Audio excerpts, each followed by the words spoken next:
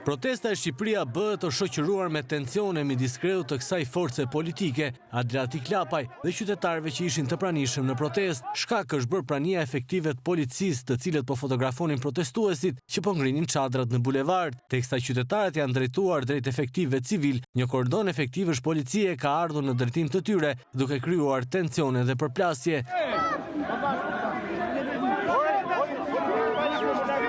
Pas këtij incidenti, Adriatik Lapaj ka hedhur akuzat të forta ndaj kryeministrit Edi Rama dhe qeverisë së tij. Sipas Lapajt, kjo qeveri po vjedh qytetarët dhe largimi i saj është zgjidhja e vetme. Ne kemi respektuar çdo ligj, uniformën e policisë së shtetit, po insulta që kërcënojnë njerëzit nuk kalojnë.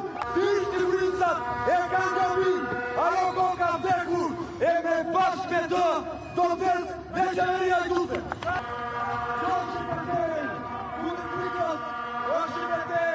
Për votën, se si që kanë thënë, pora vota, një republika, pora vota, ngrihet krimi, pora vota, ngrihen ajtutët, lajtëtonemi, në tonë, për votën, dajne, për të vrarë frikën, i vërën e njëmës, e dyra.